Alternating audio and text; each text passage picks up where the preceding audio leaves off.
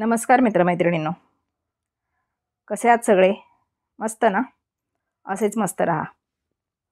मंडळी, आज आपण चला हवा येऊ द्या फेम श्रेया बुगडेबद्दल जाणून घेत आहोत. श्रेया बुगडे हे छोट्या पडद्यावरील आणि मराठी चित्रपटसृष्टीतील एक प्रसिद्ध नाव. ती एक अष्टपैलू अभिनेत्री आहे आणि सध्या झी मराठीवरील चला हवा येऊ द्यामध्ये एकमेव महिला कलाकार म्हणून तिने काम केलं. गेल्या अनेक वर्षापासून श्रेयाने मराठी इंडस्ट्रीत काम करत स्वतःची लोकप्रियता कायम केली.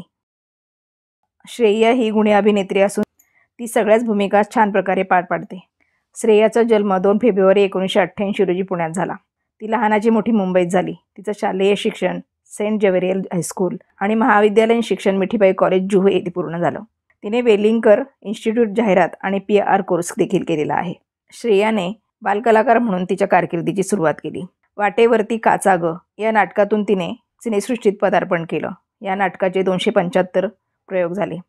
हे नाटक बालशोषणावर अवलंबून होतं. याशिवाय तिने मराठी, हिंदी, इंग्रजी आणि गुजराती नाटकांमध्ये सुद्धा विविध भूमिका साकारलेल्या आहेत. शालेय जीवनापासून एक सांस्कृतिक कार्यक्रमात ती सक्रिय होती. श्रेया एक अष्टपैलू अभिनेत्री असून तिची कॉमिक टायमिंग खूप चांगली आहे. 2002 मध्ये तिने तू तिथे मी द्वारे मराठी टेलिव्हिजनवर पदार्पण केलं. आपल्या कारकिर्दीला थिएटरमधून सुरुवात केली आणि टेलिव्हिजनवरील अधिक यशस्वी विनोदी अभिनेत्री बनली. अस्मिता, फूबाई फू आणि अशा अनेक मराठी मालिकांमध्ये ती झळकली. हिंदी आणि गुजराती टेलिव्हिजनवर बैरी पिया, छोटा छेडा इत्यादी मालिकांमधून तिने भूमिका केल्या. वेगवेगळ्या शॉर्ट फिल्म्समध्ये देखील काम केलेलं आहे. तिची कारकीर्द अगदी लहान वयात सुरू झाल्यामुळे तिला खूप मोठा अनुभव आहे. श्रेया ही मराठी चित्रपटसृष्टीतील सर्वोत्तम विनोदी कलाकारांपैकी एक. तिच्या वडिलांचं नाव अरुण बुगडे आणि आईचं नाव नूतन बुगडे. 27 डिसेंबर 2014 रोजी तिने निखिल शेठशी विवाह केला. श्रेयाचं माहेर आणि सासर दोन्ही पुण्यात आहेत. श्रेया ही गुजराती कुटुंबातली सून आहे. एका मालिकेच्या शूटिंग दरम्यान श्रेया आणि निखिलची भेट झाली होती. दोघांचं लग्न घरच्यांच्या सहमतीने झालं आहे. या दोघांना अजून बाळ नाही. श्रेयासारखे निखिलचे एंटरटेनमेंट इंडस्ट्रीमध्ये घट्ट नातं आहे. निखिलने अनेक मराठी मालिकांची निर्मिती केलेली आहे. लहानपणापासून श्रेयाला अभिनयाची इच्छा होती, कारण तिच्या आईला महाराष्ट्रातील अलिबाग या छोट्याशा गावात राहूनही अभिनयाची आवड होती. तिच्या आईच्या कुटुंबियांनी तिला साथ दिली, पण ती पूर्ण होऊ शकली नाही आणि लग्न झाल्यावर ती मुंबईत आली. त्यानंतर श्रेया आणि तिच्या बहिणीचा जन्म झाला. आईने प्रथम मोठ्या बहिणीसाठी प्रयत्न केले, पण तिला वाचनात जास्त रस होता. श्रेया शाळेपासून खूप सक्रिय होती. तिने लहानपणापासून वेगवेगळ्या उपक्रमांमध्ये सहभाग घेणं चालू ठेवलं. श्रेयाची सर्जनशीलता पाहून तिच्या आईने बालनाट्य करणाऱ्या हिरा नाईक यांना भेटल्या. त्यावेळी श्रेया फक्त 8 वर्षाची होती. त्यांनी श्रेयाची ऑडिशन घेतली आणि तिची निवड झाली. इथूनच तिचा अभिनयाचा प्रवास सुरू झाला. झी मराठीवरील चला हवा येऊ द्या या शोमधून श्रेयाला खूप सारी प्रसिद्धी मिळाली. या शोमध्ये तिने विविध पात्र अचूकपणे साकारली. तिला प्रेक्षक आणि सेलिब्रिटींची अधिक प्रशंसा मिळाली. तिचे गाजलेले चित्रपट आणि TV मालिका म्हणजे तू तिथे मी, फूबाई फू, चला हवा येऊ द्या, अस्मिता, थोडा है बस थोडे की जरूरत है. शाळेत असताना मी आणि माझी मोठी बहीण गंमत म्हणून घरात शाळेतल्या बाईंची नक्कल करायचो. शाळेत काय झालं हे आईला सांगताना आमच्या नकला सुरू असायच्या. मिमिक्री वगैरे कधी डोक्यात नव्हतं. मिठीबाई कॉलेजमध्ये असताना 5ही वर्ष यूथ INT सारख्या स्पर्धा केल्या. कॉलेजमध्ये लवकर येणं, रात्री उशिरापर्यंत तालमीसाठी थांबणं हे सगळं अनुभवलं.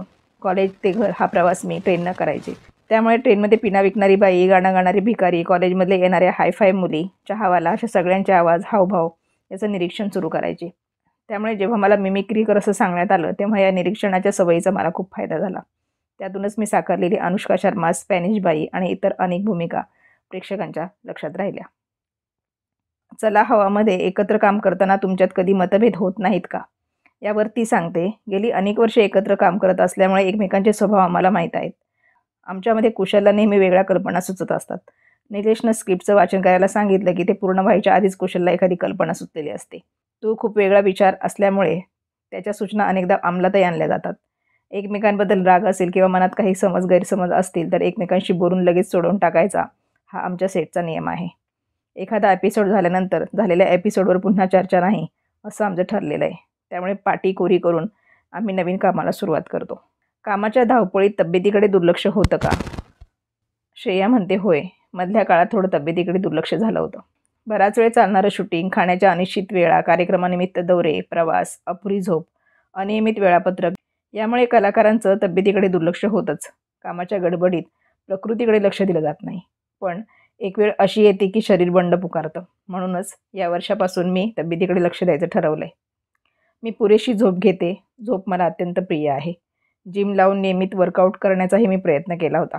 पण माझ्या प्रशिक्षकांनी मला सांगितलं की तुला व्यायामापेक्षा झोपेची जास्त गरज आहे.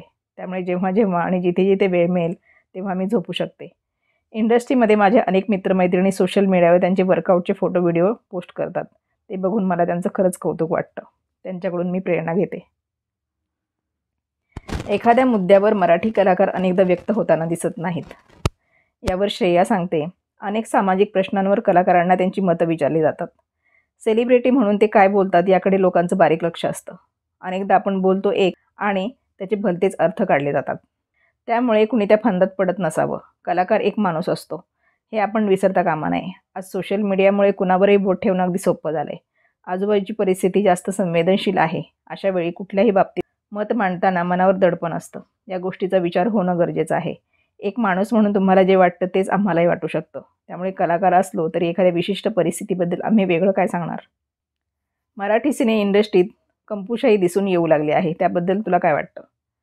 मराठी सिनेसृष्टीत कलाकार, निर्माता, दिग्दर्शक यांचे कंपू दिसू लागलेत हे काही अंशी खरं आहे. पुण्याचे कलाकार, मुंबईचे कलाकार यावरून चर्चा होते. त्यातून ठराविक कलाकारांना संधी मिळत जाते. आपल्या अवतीभोवती असलेल्या कलाकारांना चित्रपटात घेतलं जातं. पण असं होऊ नये. एखाद्या भूमिकेसाठी निवड होताना तो कलाकार त्या भूमिकेत किती चपलक बसतोय याचा विचार करून ती भूमिका त्याला मिळायला हवी.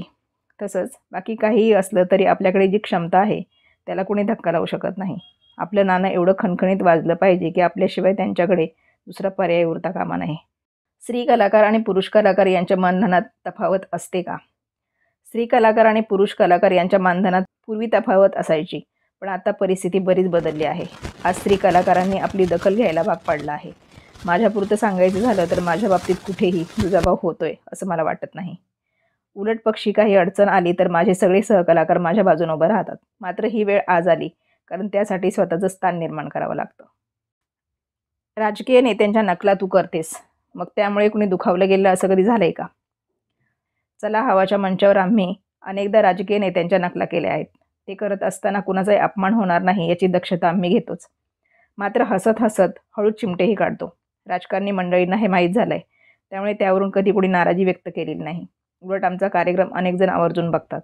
प्रवासात वगैरे मोबाईलवर पाहतात. नकलांवर हसतात. कधी त्यांच्या गावी जाणं झालं तर आमचं भरपूर आदर तिथेही केलं जातं. भविष्यात तुला कुणाच्या आयुष्यावर आधारित जीवनपट करायला आवडेल. यावर श्रेया सांगते, तसा काही विचार केलेला नाही. पण अभिनेत्री स्मिता पाटील यांची भूमिका करणं माझ्यासाठी स्वप्नवत असेल. बैरी पिया या मालिकेत निखिलने श्रेयाला पहिल्यांदा बघितलं होतं. त्यानंतर मांडला 2 घडीचा डाव या मालिकेसाठी निखिलनेच श्रेयाचं नाव सुचवलं.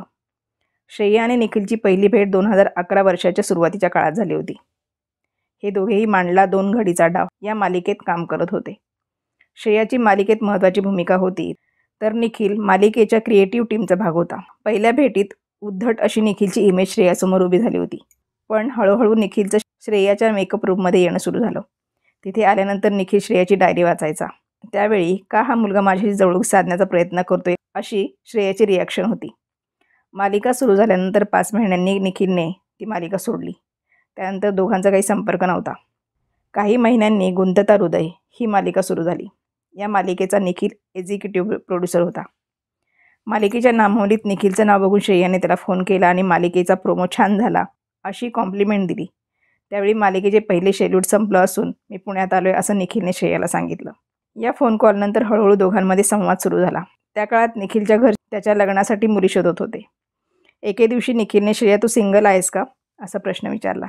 त्यावर श्रेयाने हो उत्तर दिल्यानंतर निखिलने तिला लग्नाची मागणी घातली आणि घरच्यांच्या सहमतीनं दोघांचं लग्न झालं. श्रेयाच्या लग्नाला मराठी टीव्ही आणि चित्रपटसृष्टीतील अनेक कलाकारांनी हजेरी लावली होती. अभिनेता पियुष रानडे श्रेयाचा मानलेला भाऊ आहे. तिच्या मेहंदी, संगीत, हळदीपासून ते लग्न पाठवणीपर्यंत सर्व विधींना पियुष हजर होता. शिवाय अभिनेत्री तेजस्विनी पंडित श्रेयाची अतिशय जीवाभावाची मैत्रीण. तिच्या लग्नाच्या प्रत्येक विधीला तेजस्विनीने सुद्धा उपस्थिती लावली होती. श्रेयाप्रमाणेच निखिलचंही एंटरटेनमेंट इंडस्ट्रीसोबत घट्ट नातं आहे.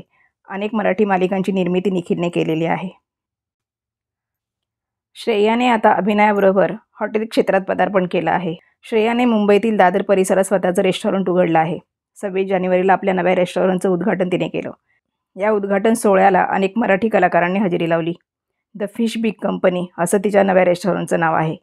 या रेस्टॉरंटमध्ये आता खवय्यांना माशांचे वेगवेगळे प्रकार चाखायला मिळणार आहेत.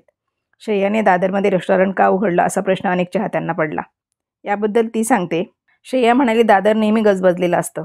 दादर मुंबई 28 हा आपला पत्ता असला पाहिजे हे माझं स्वप्न होतं. आमचं रेस्टॉरंट दादरच्या मध्यभागी आहे. आता मी रोज 2 तास कांदिवलीमधून दादरमध्ये येऊन हा व्यवसाय सांभाळणार आहे. श्रेयाच्या कामाबद्दल बोलायचं झालं तर आपल्या अभिनयाच्या जोरावर तिने मनोरंजन सृष्टीत वेगळं स्थान निर्माण केलं आहे. कॉमेडी क्वीन म्हणून तिला ओळखलं जातं. नाटक, मालिका, चित्रपटांच्या माध्यमातून ती प्रेक्षकांचं मनोरंजन करताना दिसते. आता अभिनयाबरोबर श्रेयाने व्यवसायात पाऊल ठेवलेलं आहे. श्रेयाला तिच्या अभिनय प्रवासासाठी आणि व्यवसायासाठी खूप साऱ्या शुभेच्छा.